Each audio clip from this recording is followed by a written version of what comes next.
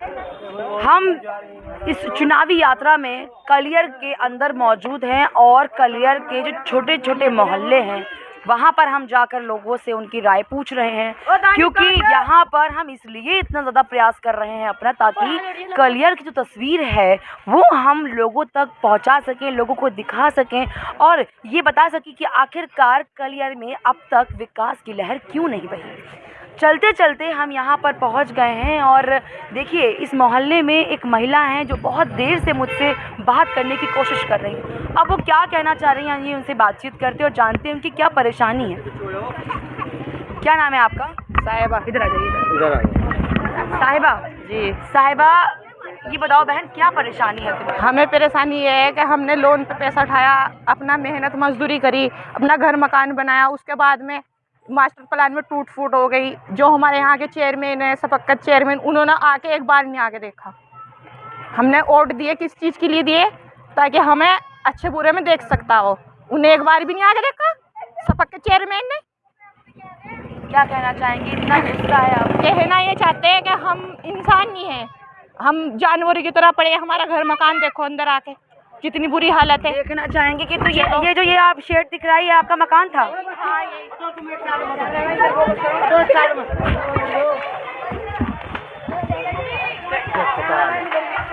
गरीब आदमी है, इस तरह से पड़े हम। हमारे छोटे छोटे बच्चे हैं। ये अच्छी बात है, हमारा आदमी मजदूरी करता है, 300 से 400 रुपये कमा के ले आता है। अब बताओ उसमें मतलब हम अब तक के किस्त उतार रहे हैं फाइनेंस के। बच्चे हैं आपके? एक ये बच्चा है मेरा, एक वो वाला बच्चा है मेरा, ये वाला। आए किधर आइए? एक ये रहा, एक वो रहा, एक अंदर है, एक खेलने गया हुआ है। 5 बच्चे हैं हमारे। तो जब ये कब की बात है, कब टूटा आपका मकान? ऐसा हो गए 3 साल। तो 3 सालों से आप इस स्थिति में रह रहे हैं? स्थिति में भी पड़े। जब ठंड होती है, जानना चाहेंगे आपसे, ठंड में क्या होता है? बस अपना काट रहा है जिंदगी, क्या करे, किससे ले, कोई हमारी मदद करने के लिए तैयार ही नहीं होता। और गर्मी में तो बहुत गर्मी भी महसूस होती है, धूप आती होगी इसी में। पानी का वो नहीं है यहाँ साधन, पानी के लिए परेशान, गर्मी की वजह से परेशान, सर्दियों में बता किस तरह काटते जिंदगी। इतनी बहुत बुरी परेशानी से रह रहा है हम यहाँ। ये बच्चे देख सकते हैं आप, छोटे छोटे से बच्चे हैं, छोटे छोटे से बच्चे हैं। इनकी मैं आपको सहयोगी से कहूँगी दिखाएं क्या स्थिति है इन लोगों की, कि ढंग से इनके तन पे कपड़े तक नहीं हैं। तो आपके यहाँ आपका खाना पीना कैसे चलता है? आपके हस्बैंड काम करते हैं? मजदूरी करते हैं, 300 से 400 रुपये कमा के ले आते हैं। तो कुछ सामान भी नहीं है? बस यही है? नहीं, कुछ सामान नहीं है, बस इसी तरह रह रहा है। आप देख सकते हैं ये मकान है पीछे, ये मकान है पीछे इनका, जहाँ पर ये महिला अपने दोनों बच्चों के साथ गुजर बसर करती है। मास्टर प्लान में इनका मकान जद में आ गया था, जिस पर बुलडोजर चला दिया गया था, तोड़ दिया गया था इनके मकान को। बावजूद इसके इनका ये कहना है कि देखिए जो पूर्व के चेयरमैन हैं उन्होंने आके इस परिवार की सुध तक नहीं ली। आखिरकार इतना आक्रोश इस महिला के अंदर भर गया है कि अब चाहकर भी ये यकीन नहीं कर राशन कार्ड हमारा नहीं बना हुआ, राशन कार्ड भी नहीं हमारा बना हुआ। क्यों? हम क्लियर के नहीं है, हम वोट नहीं देते। तो आप कभी गई कि मेरा राशन कार्ड बनवाइए? कितनी बार ही बोल देते हैं कि सेड ऊपर से सेड बंद है, ऊपर से सेड बंद है, इस तरह के घर भेज देते। हाँ, मतलब उनके कार्यकाल में अब तक शेड ही बंद है? अब तक के भी कचहरी भी बंद है, सब कुछ बंद है उनके लिए। अच्छा, खुला है कुछ नहीं? हाँ, तो सुना है कि वो दोबारा से खड़े हो रहे हैं, दोबारा से वो आप लोगों के पास पहुंच रहे हैं वोट मांगने के लिए। दोबारा से तो सपक्कत चेयरमैन को तो हम वोट देने के नहीं, क्योंकि हमारी नजरों में वो गिर गया, उनने कुछ नहीं करा इन 5 साल के अंदर में। देखिए इस महिला का साफ तौर पे कहना है कि जो पूर्व के चेयरमैन शफकत अली वो नजरों से गिर चुके हैं।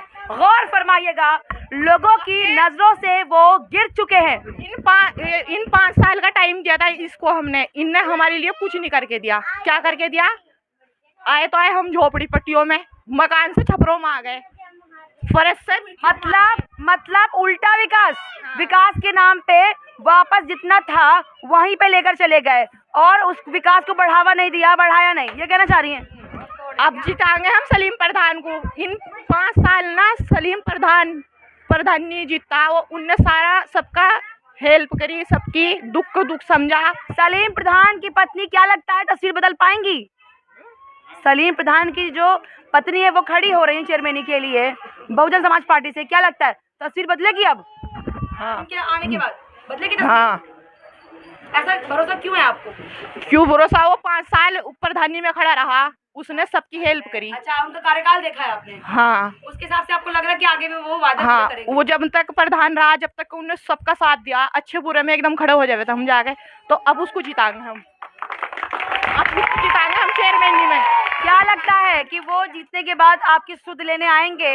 ये तस्वीर बदलेगी? मकान इतने से बच्चे नशा करते फिर रहे, सिगरेट बीड़ी कहाँ से आ रहा है?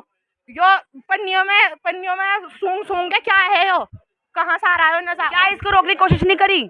किसी ने भी रोकने की कोशिश नहीं की। रोकने की कोशिश करते तो फिर इतने से बच्चे बिगड़ रहे होते हैं। बताओ तुम। कुल मिलाकर कहने का मतलब ये है कि इनकी तरफ से, प्रशासन की तरफ से किसी भी तरीके की कोई रोक टोक नहीं लगी? कुछ भी रोक टोक नहीं लगी। अगर रोक टोक लगती तो इतना नशा की चीजें बिक रही है, बिकती क्या गुलाम बिक रही है। देखिए, जानना चाहूंगी आपसे कि यहाँ पर आप नशे का जिक्र कर रही थी, तो ऐसे में कौन कौन से वो नशे हैं जिन्होंने यहाँ पर पैर पसारे हुए हैं? जी, नशे के नाम के तो हमें पता नहीं है कौन कौन सा वो नशा, पर हमने इतने से बच्चों को नशा करते हुए देखा। एक तो वो पन्नी वाला नशा है, क्या है वो, और एक वो नशा की इंजेक्शन लगते हैं नसों में, कैसे क्या है वे, कैसे इंजेक्शन है। हमने कई बार मतलब नहर के किनारे भी देखे, अपनी दरगाह के पीछे भी लड़कों को लगाते हुए देखे। यहाँ इंजेक्शन लगा दिए नसों में, क्या होता उनसे नशा? अभी जो पूर्व के चेयरमैन थे उन्होंने अवगत प्रशासन को कराना नहीं चाहा कि यहाँ पर ये क्योंकि जो यहाँ का मेन शख्स है वो तो आपके चेयरमैन ही हो गए। चेयरमैन जाके आगे प्रशासन को अवगत कराएंगे तभी कोई एक्शन होगा।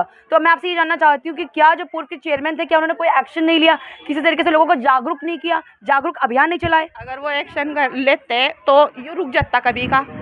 ये नशा हुआ, उल्टी सीधी चीज़ें हुई, ये रुक नहीं जाते। अगर ये मतलब रोकथाम करते ऊपर से ही तो रुक नहीं जाते। देखिए, यहाँ पर एक महिला थी जिनकी से हमने बातचीत करी, जिन्होंने हमको ये बताया कि यहाँ पर किस तरीके से जब इनका मकान टूट गया तो ये गुजर बसर कर रही हैं। बावजूद इसके अब तक इस मकान की ना किस्तें दे रहे हैं हम, जो किस्तों पे पैसा उठा के मकान बनाया था ना, घर मकान टूटे हुए 3 साल हो गए, और वो लोन का पैसा आज तक उतार रहे हैं, आज तक दे रहे हैं। हाँ। कितना लोन लिया था? ऐसे लिया था कम से कम 1 लाख रुपए। अच्छा। और 1.5-2 लाख रुपए अपने घर के जो मजदूरी में से जोड़ कर इकट्ठा कर रखे थे जब मकान बनाया था मैंने। पता नहीं किस तरह करके, अरे वो टूट फूट गया, अब फिर वहीं आ गए छप्पर में ही। तो कहीं ना कहीं दिल दुखता तो होगा ना? बहुत ज्यादा हाय तो निकलती होगी ना? हाँ, बहुत ज्यादा, कहीं ना कहीं आप भावुक हो रही हैं, मैं आपको देख पा रही हूँ। कहीं ना कहीं आप इमोशनल हो रही हैं। बस क्या है, जिस तरह हमारे चेयरमैन था, सबका चेयरमैन था, इसको आगे हम इससे माल दौलत या घर मकान नहीं मांग रहे थे, यो आगे हमारे दिल को तो तसल्ली दे देता कम से कम। बताओ हमारे लिए कोई खड़ा? इसने कुछ भी नहीं करा।